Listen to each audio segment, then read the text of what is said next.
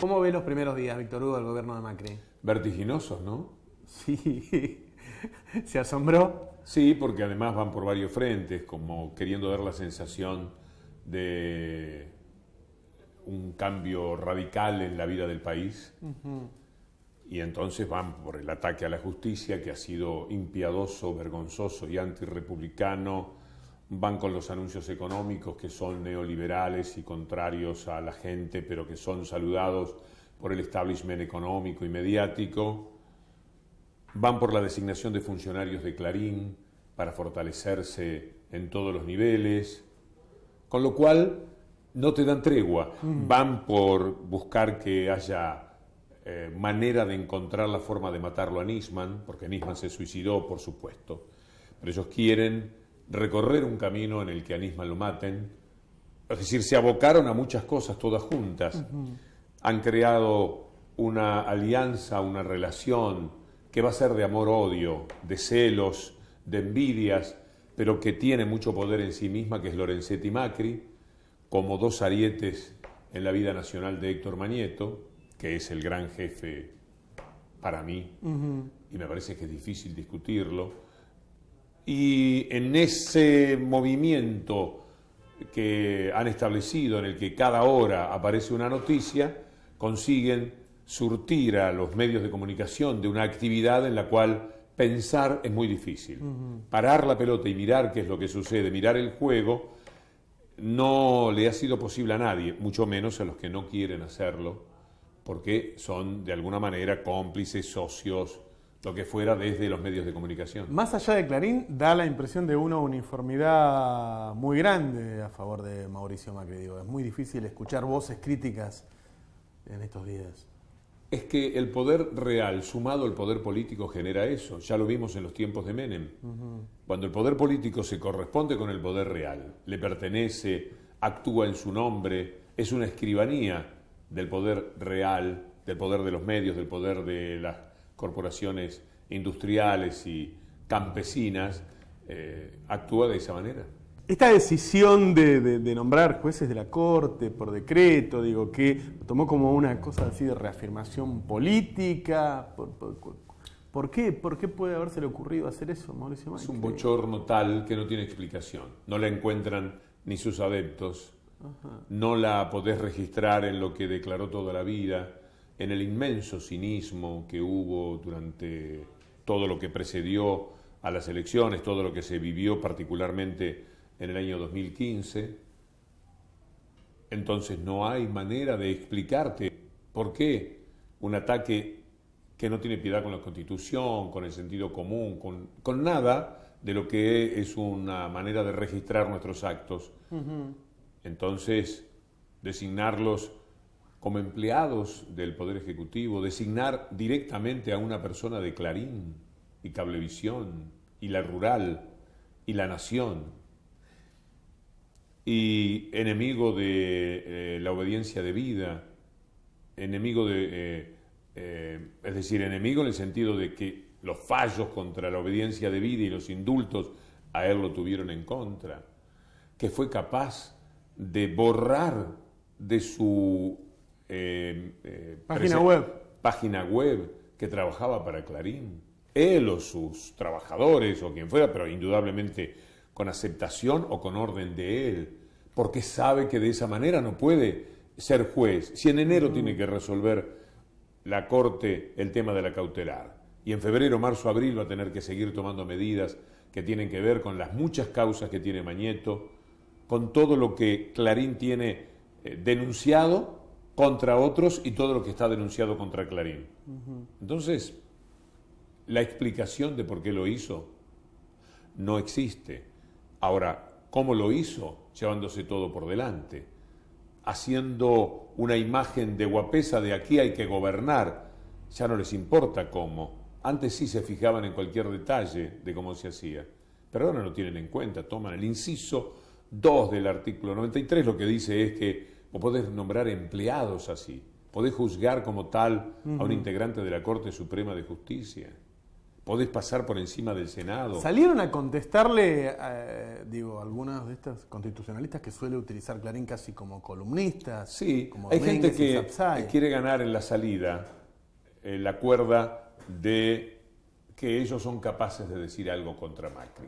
Total, si lo mismo lo van a hacer. Y ya lo dijeron, este es un estado no sincero de algunas críticas. Porque la crítica real, si no dice, vos apreciás, si dice, este es un error, no lo comparto, no hizo bien, esto es un ataque vergonzoso a la Constitución, a todos los elementos, no quiero ser redundante, a todo lo que dije antes. Lo saben.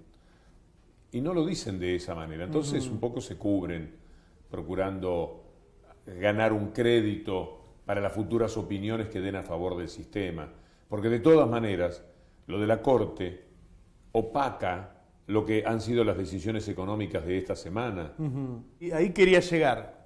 Una catarata yo no sé si las tiene bien consolidadas, porque hay algunas cosas que son muy técnicas. Para mí se han tirado un lance en muchas cosas. Ajá. O sea, ellos han apostado a generar una imagen y que de esa imagen salgan cosas positivas en lo que ya es escasamente positivo para la gente. Pero por lo menos para esa estabilidad y esa supuesta tranquilidad que ellos quieren en la relación con el poder económico internacional, con el poder económico nacional. Necesitan aguas que se tranquilicen, tratan de dar una imagen y a mí me parece que eso es lo que...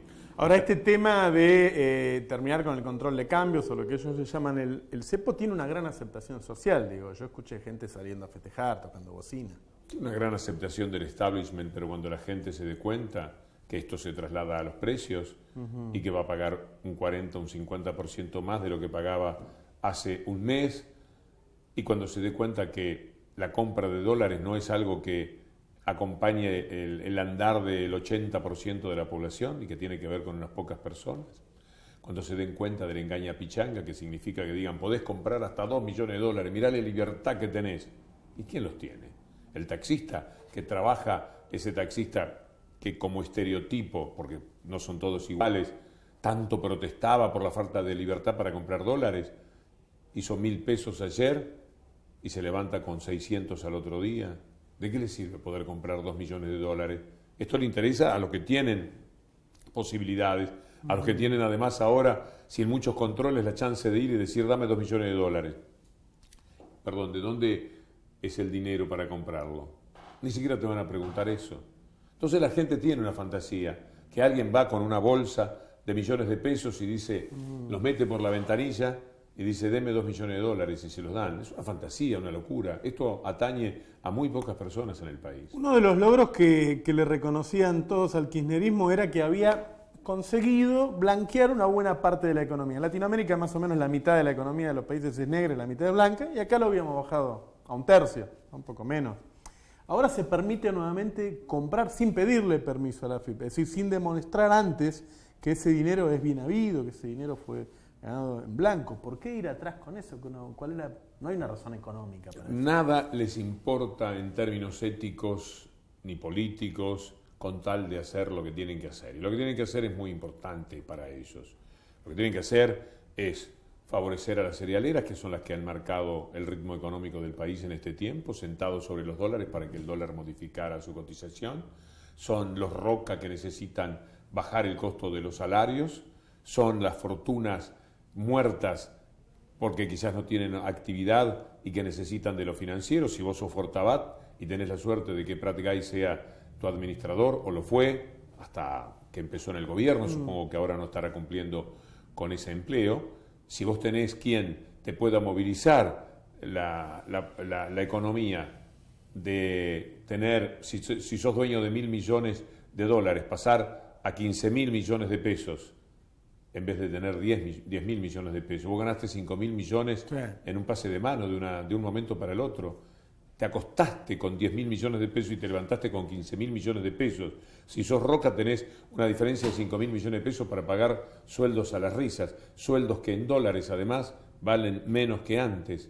En consecuencia, si vos tenés semejante influencia, si vos sos Mañeto y tenés la mayor parte de tu dinero afuera y de buenas a primeras podés ganar esto, por supuesto que vas a operar para que las cosas sean así. Ahora, ¿cómo se sostiene en el tiempo, y va a tener que ir dentro de 2 años a una elección, si aparentemente todas las medidas van para la misma parte de la sociedad y en contra del otro? Digo, alguien debe estar haciendo política y pensando, bueno, ¿cómo nos va a ir en la próxima elección?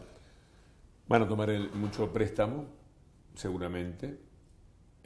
Van a hacer valer esos préstamos para mantener ciertos equilibrios. A la larga serán para pagar la deuda. Y a la corta también, en principio, porque buena parte del dinero será para pagarle a los fondos buitres. Fondos buitres que a lo mejor son un poco más tolerantes porque saben que ahora pueden entrar en otro tipo de negocios. Y que esos negocios serán atendidos por otro tipo de gobierno que no tiene un criterio de soberanía ni de representación de los intereses de la gente como asumió el gobierno anterior. Entonces con esa gente son más del palo, podés hablar de otra manera, podés decir, bueno, mira, esto me lo pagas un poquito más adelante, te voy a poner tal interés, te asegurás que vas a cobrar porque es gente que te va a pagar, porque es gente que no te va a discutir la procedencia de esa deuda, no te va a decir, pero ¿cómo ustedes que son el 7% procuran modificar todo un acuerdo hecho con el 93%? ¿Dónde existe eso? ¿En dónde hay que superar el 60, el 66% del pago de una deuda para que todos entren dentro de esa deuda? ¿Se entiende lo que digo? Sí, ¿no? absolutamente. Planteado en estos términos, parece que fuera un grupo de malas personas que quieren perjudicar al pueblo. Yo conozco a algunos desde hace bastantes años, como Rogelio Frigerio, como Federico Sturzenegger, como Pinedo, y no pienso eso de ellos. No pienso que sea mala gente que quiere perjudicar al pueblo. Digo, cuando uno ve las medidas, ve que hay. Digo, ¿cuál es la lectura desde lo humano de un grupo de personas que... Ellos creen en un Dios diferente al de otra gente, es decir, es un católico que se lleva por delante a Buda y a otras religiones. La religión de ellas es el mercado, es lo neoliberal, es la amplia libertad para los negocios, que es el mundo donde se desenvuelven, cuestión de filosofía de vida, y no se pueden parar a mirar a la gente salvo para una atención, una limosna, una pequeña oportunidad, un gesto generoso con el que además se sienten bien. El tema acá son las políticas públicas, y las políticas públicas ellos las instrumentan de acuerdo a una manera de pensar que, por otra parte, no hay nada para descubrir. Yo tengo un libro que se llama Un grito en el desierto. Yo desafío a cualquier persona que abra el libro en cualquier página, la 60, la 80, la 90, la 100, la 204, sí, y se va a encontrar con estos mismos criterios. ¿Por qué? Porque nos entrenamos con el neoliberalismo en los años 90, supimos exactamente qué es lo que hace. Tampoco eran malos, no son personas que andan causando un daño intencionadamente, claro, pero lo causan, y eso se dan cuenta. Y como no toman de ninguna manera nota de esto y no les importa, que son buenas personas, son caballerescos, son amables, son gente de bien, tienen un buen discurso, son presentables, pero para mí están muy en la vereda de enfrente de lo que son los deseos, la necesidad, las urgencias de la gente. Digo, trasladándolo, gobiernos conservadores hay en los Estados Unidos, hay en Inglaterra, hay en Francia. Digo, nosotros quizás no estemos acostumbrados aquí, pero coexisten y cambian cada 4 u 8 años y se alternan. Aquí nos da un vértigo todo este cambio. Digo, no sé si será porque no estamos acostumbrados. Es posible que nos habíamos hecho a la idea de que se iba a discutir el mundo y el país dentro de los parámetros que se habían creado en los últimos 10 o 12 años o 15 años en América Latina. Creíamos en esos parámetros, un Estado fuerte, un Estado que se ocupa de los más vulnerables, de los más débiles, un Estado que toca intereses para transferir recursos de los que más tienen a los que menos tienen, que afecta naturalmente esos intereses que tienen tanto que ver con lo mediático, etcétera. Nos habíamos acostumbrado a discutir dentro de esto, a discutir cuánto de lo que se importa está bien trabar, cuánto de lo que se exporta está bien sacar, cuánto de dólar se puede tener para hacer un equilibrio con las reservas, cómo mantener el empleo, angustia por mantener el empleo, gran responsabilidad en ese sentido. El día que cayó hace un año, creo que se tocó el 7,5 después de haber estado en el 6 y pico durante mucho tiempo. fue una especie de catástrofe. Yo ese mismo día hice críticas o advertencias o lo que pude hacer dentro de mis modestas posibilidades, pero después bajó al 6 y ahora está en el 5,4. Un esfuerzo obstinado del Ministerio de Trabajo, del tipo de informes, de generar empleo, aún en las circunstancias en las que el mundo lo pierde. Entonces nos acostumbramos a discutir este mundo, estas posibilidades. Teníamos que discutir adentro de este mundo, que por supuesto era perfectible y había muchas cosas que se podían hacer mejor, y teníamos que discutir con ese otro mundo, que siendo más pequeño tiene mucho más poder, que es lo que llamamos lo establecido. De pronto ahora estamos discutiendo otra vez una cosa completamente distinta, y esta es la perplejidad que tenemos y este es el vértigo que estamos viviendo. Esta fue la primera parte del reportaje con Víctor Hugo Morales. Lo tengo a Mariano acá diciéndome récord. Muchísima gente viendo economía, política, muchísima gente comentándolo en las redes. En este momento, tendencia en Argentina es ese hashtag Navarro en C5N. ¿Ven? Navarro en C5N. Primera tendencia en Twitter en Argentina. Ahora, esto ha pasado muchas veces acá. Vamos a ver a nivel global, ¿sí? A nivel global, Navarro en C5N está segundo. En todo el mundo, en Twitter, estamos segundos. Esto se logra cuando vos querés censurar a un periodista, ¿sí?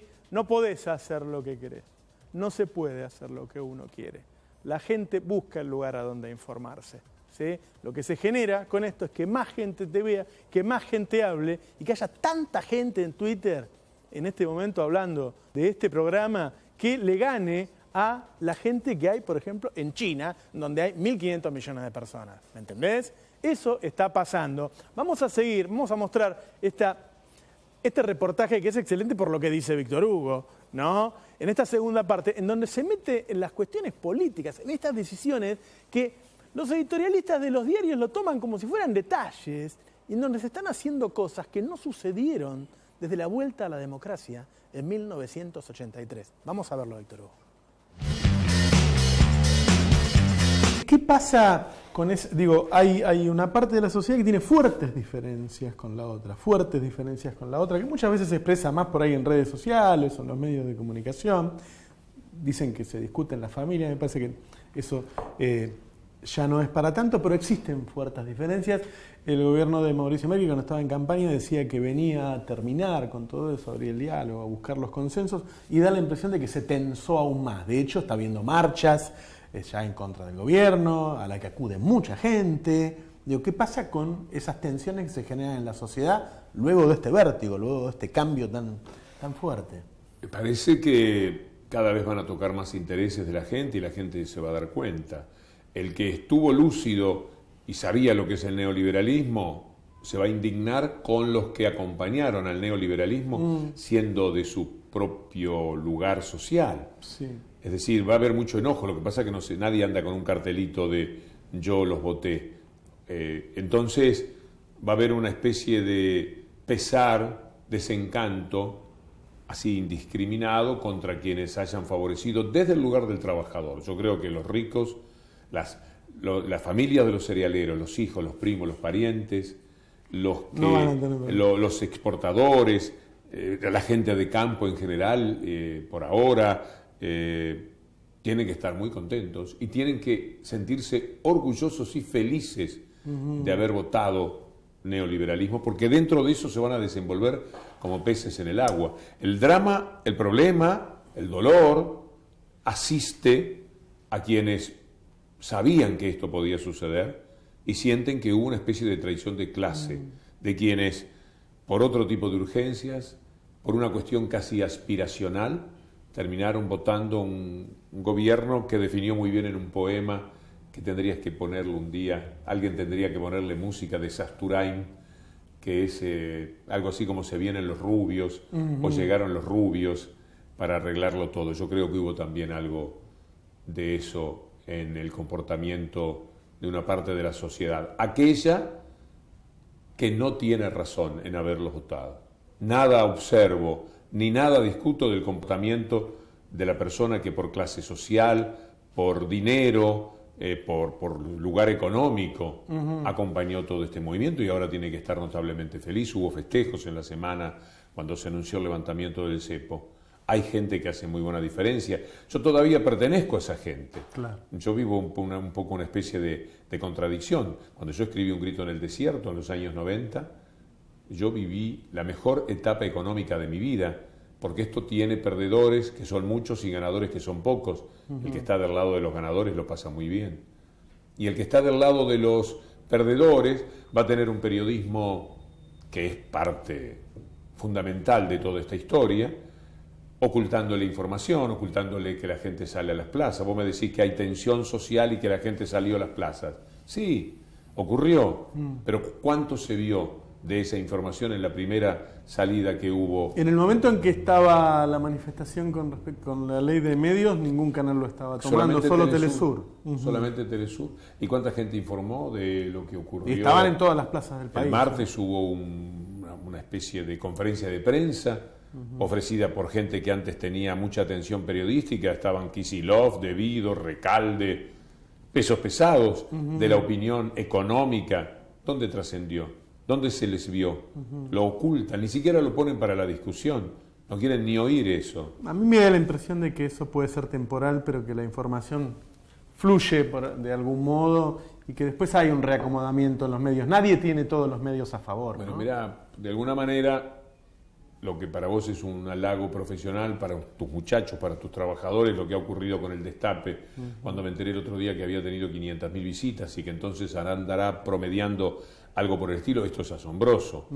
Seguramente hay otros lugares, que sé de 2 o 3 más, yo no estoy muy metido en todo esto, pero los hay que también están teniendo mucha visita y que ven que asumiendo la responsabilidad de informar con seriedad, con contundencia y con rigor, pueden encontrar la posibilidad de satisfacer a mucha gente que ahora se da cuenta que le están ocultando información, que están jugando como si se tratase de aquellos que en la puerta del circo te dicen vayan pasando, que aquí todo es divino, tenemos los mejores leones, periodistas amaestrados, qué sé yo, pueden ofrecer una variedad muy interesante para que vos entres a ese mundo. Y yo creo que hay gente que dice, no, ahí no voy a entrar, voy a ir a otro sitio, me voy a informar de otra manera. Y es lo que está ocurriendo y lo que seguramente va a suceder. Ojalá que sea así. Yo me doy cuenta que tiene que pasar algo, que en el mundo y particularmente en la Argentina algo tiene que suceder en materia de información, que no podemos seguir atosigados, abrumados, estrangulados informativamente por estos medios tan poderosos que no tienen moral, que no tienen ética, que lo único que les importa es el negocio que ellos representan, ser el mascarón de proa de un neoliberalismo al que ellos llamaron y convocaron en todos estos años, haciendo un enorme daño a la información y al periodismo, y ahora van a tratar de mantener, porque sí han aprendido que fue muy doloroso para ellos perderse 10 o 12 años de los negocios que habitualmente hacían, con sus bonos, con los bancos, con todo ese poder económico que ellos representan. Hubo un hecho político que fue noticia, pero que claro, como el otro día asumió Mauricio Macri, se dejó de hablar del tema, pero que a mí me dejó impresionado, y es que una presidenta la gente haya ido a despedirla en masa. Digo, se calcula que fue por lo menos 500.000 de personas acá, en la Plaza de Mayo. ¿Cómo lo veo? Un hecho asombroso. Yo creo que en el mundo entero, ni en la historia, se ha dado una cosa igual. No sé, no conozco ningún registro. Me dicen que no. Para decir gracias, te quiero, esas dos palabras juntas, hasta siempre, sin vos va a ser muy difícil, que era el mensaje que la gente emitía, apretados como nunca, como si estuviesen abrazados, faltaba que la gente hubiese estado toda, porque muchos lo estaban, abrazados, tomados del hombro del de al lado. Generar algo así es haber hecho una cosa importante. Podrán discutirse muchos hechos, ciertas formas, pero ahí tiene que haber habido un contenido muy reparador para los que estuvieron al margen siempre, para los que fueron invisibilizados, para los que ahora ascendieron a la calidad de personas, para los que ahora, cuando el Estado no reparaba en ellos, se encuentran mensualmente yendo a una ventanilla y diciendo su nombre y dando un número y cobrando una jubilación que no tendrían, o cuando se registra que los chicos tienen una escolaridad del 98%,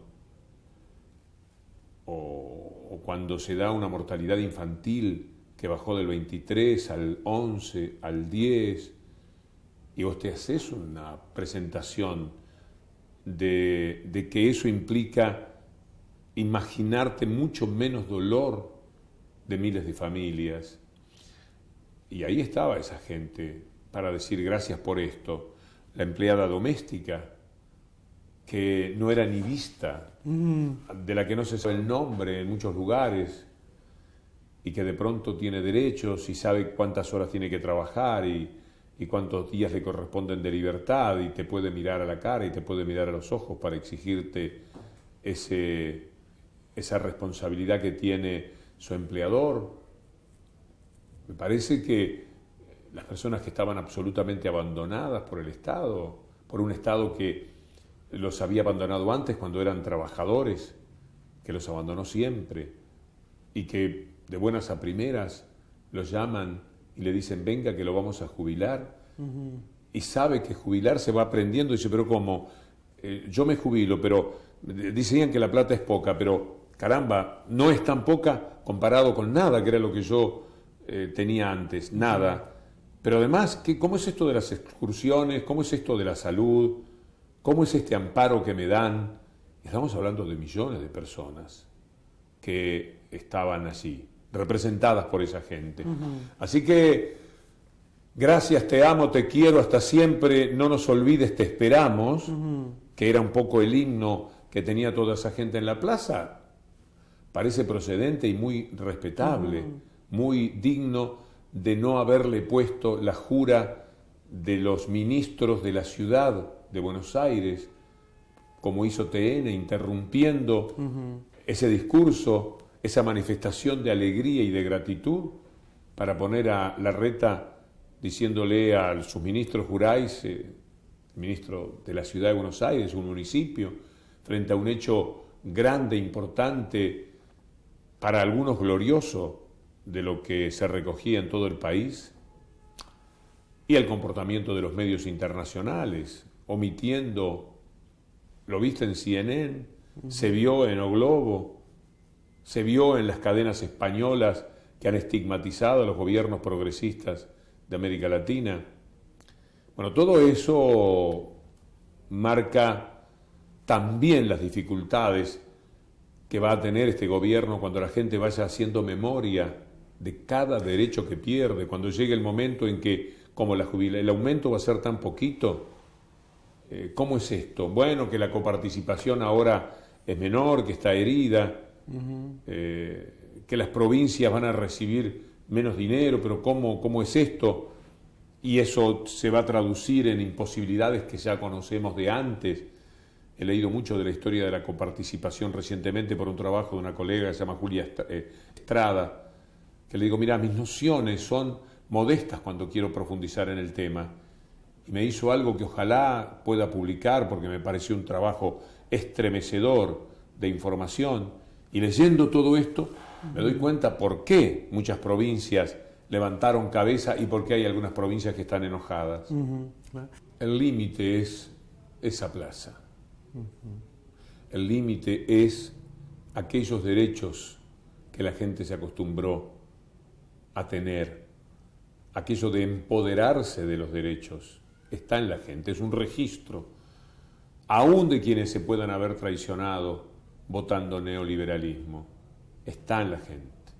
Y ese es un límite, tocar el empleo, que empiecen a quedar empresas que cierran, pymes que no pueden resistir, trabajadores a los que no se les paga o que vuelvan a ser tomados solo el negro, saltando otra vez del 34% de trabajo informal al 55% que hubo en algunos momentos, retornando a aquello que parecía estructural en vez de seguir apisonando lo que era el registro de la actualidad, pasar de 34 a lo que a mí, por intuición, me parece que es el límite, 25, 26, 27%, que hubiera sido glorioso, aunque seguís teniendo 27 o 28 trabajadores informales.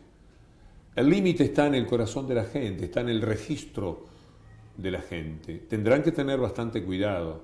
Ahora están muy embalados y hacen los anuncios y dicen que es una buena noticia. Práctica y dijo, les traigo una buena noticia. Parecía de la Rúa. Qué lindo es dar buenas noticias.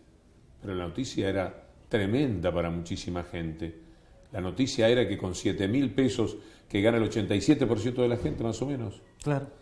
con 7.000 pesos vos ahora tenés que afrontar un aumento de un 40%, que ya está instalado y que todavía puede ser mayor. Y entonces en vez de 7.000 vas a pasar a tener 4.000, ni hablemos en dólares. ¿Y la inflación estará acompasada por el salario? Será difícil. Hasta ahora, nosotros toda la vida hablábamos de inflación, vos no, porque vos sabés, pero yo, que no sabía la relación inflación-salario, es decir, lo podía intuir, pero no lo tenía tan preciso. Fueron años y años de una inflación alta, pero un salario que siempre lo alcanzaba y lo superaba. En fin, hay límites. Y al mismo tiempo está el deseo de que no se deteriore tan rápidamente como uno piensa que puede suceder todo esto. Una última pregunta sobre algo que uno está acostumbrado a hablar, a escuchar hablar de cultura. A mí cuando fui al Centro Cultural Néstor Kirchner, es un lugar fabuloso, ¿no? De lo más lindo que uno ha visto en el mundo. Sí, yo he sido un habitué. Bueno, y a donde, además, uno puede ir ahí de traje, como salió de trabajar, y al lado puede haber un obrero viendo ese espectáculo maravilloso en un lugar de excelencia, gratis. A mí cuando fui 2 veces, me dio la impresión de que era un símbolo de lo que había pasado en la década. De esa igualdad de oportunidades, de ese ocupar espacios que antes no se ocupaban, que se temía si ese no es el lugar, no es para mí. Bueno, ya hubo un anuncio que va a dejar de ser gratuito. Y yo pensaba en cuando los españoles destruían lo que habían hecho en los incas, ¿no? Le rompían la parte de su cultura, le rompían los símbolos de lo que era, por citar a uno de los pueblos. Y me preguntaba si era necesario cobrar o si tenía que ver con romper esos símbolos. Cobrar para entrar al Centro Cultural Néstor Kirchner. Hay ámbitos que son una responsabilidad del Estado para darle justamente a la gente la oportunidad de recrearse y también de mejorar su nivel cultural, su aprendizaje.